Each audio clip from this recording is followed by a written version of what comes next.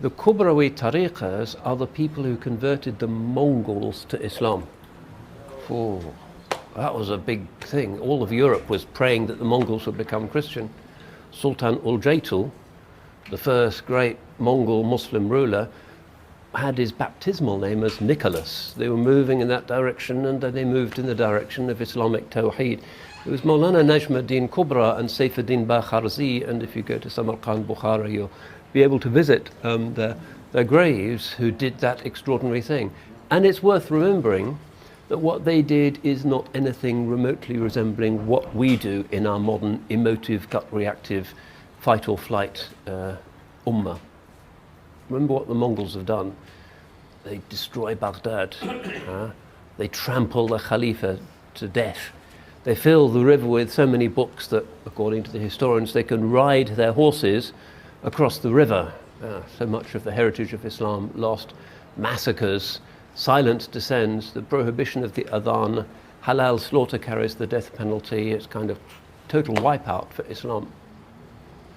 What do the tariqa people do? They do not lose hope in converting them. What do we do today? The Americans invade. Allahu Akbar, Islam in danger. Blow ourselves up out of rage, and the whole country is trashed and destroyed as a result, because it's just hawa, impulse, rage, pride, jahili things. That's us. Back then, no, they didn't do that.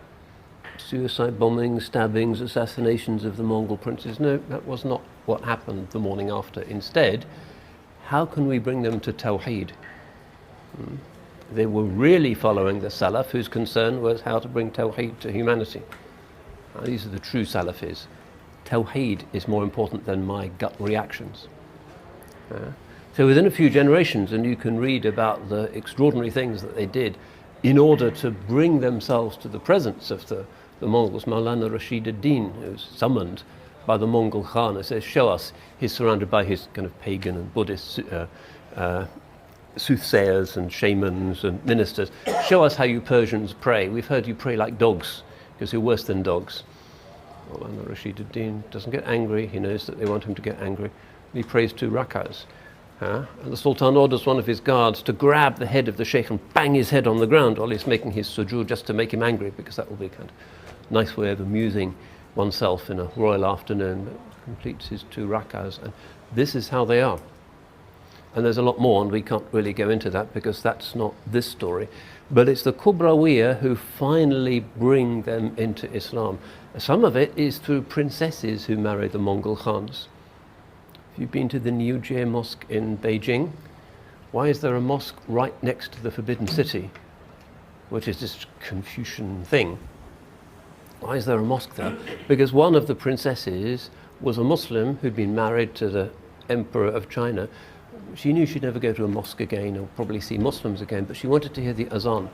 So she paid for this mosque, which is near the walls of the Forbidden City, and it's still a mosque to this day, despite all of the stuff that's going on. And through those people, their heroic sacrifice, the Champa princess, we went quite close to her mazar yesterday. We were in Majbahit. She spent her life bringing the royals of Majbahit into Islam. She didn't just kind of think, isn't it terrible being amongst the kuffar, and one day we'll get our own back. And no, it's about how can I bring them to the truth. That's the difference between them and us, and why they succeeded in this gigantic way.